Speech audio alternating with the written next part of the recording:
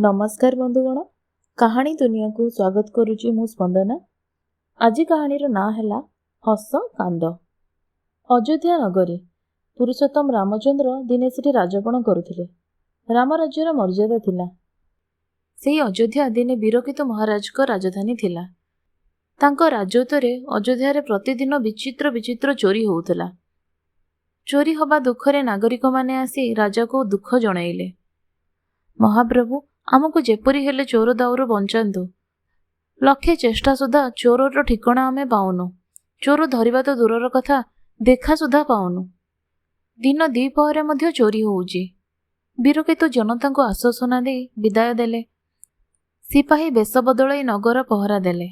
हेले सिपाही सावधानता सहित जेमिति सेमिति चोरी चलिला। जणे हेले चोर धर पड़िला नाही। वीरकेतु बुझीगले चोर माने खूब चतुर। सिपाही को सहजरे चिता काटी दौचंती। सेथिपाई स्वयं राजा चोर धरिबा को बाहरिले। बेश बदलाई राजा रातिरे उंडी उंडी गला बेले जणे लोक को देखी संदेह कले। ता पाखकु लागी गले। लोकटा राजा को पचारला, तू किए हो?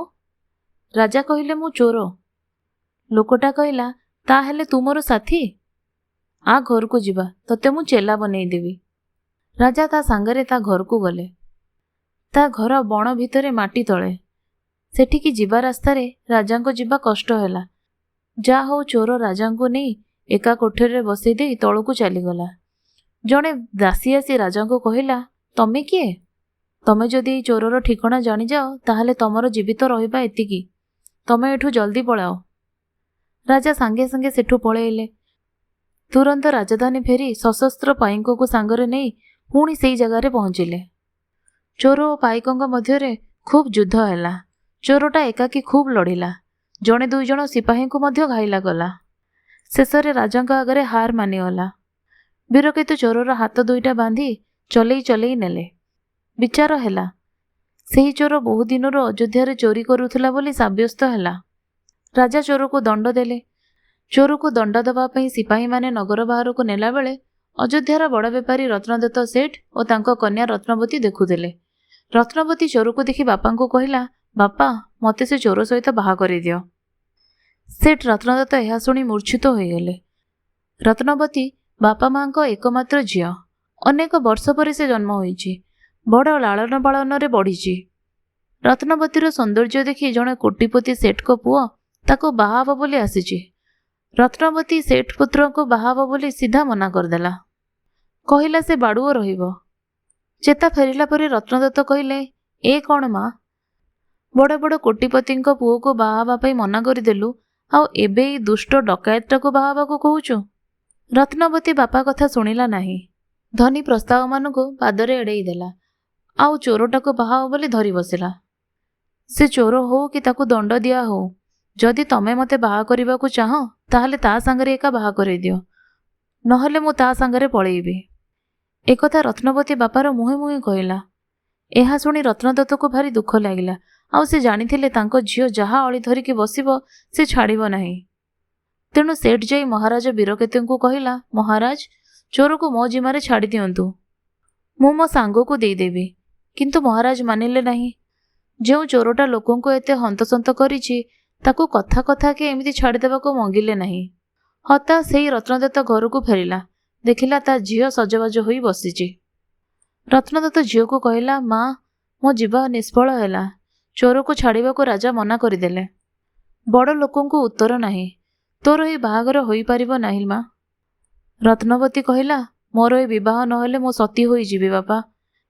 एहा कही सेठ कुमारी पाइकों बध्यस्थली को गला। कांदी कांदी सेठ आउ तांको पत्नी ता पछरे धाइले। सेमाने बध्यस्थली रे पहुंचु पहुंचु घातक चोर को फांसी खुंट पाखरे ठिया करैथिला। चोरटा मला नमला भली रहीथिला। रत्नदत्त निज झियो को चोर पाखकु नेकी कहला, देख बापा मो झियो तमको एका बाहा हेबाकु अळी करूची। एहा सुनिला परे चोरटार दृष्टि रत्नवती उपरे पड़िला।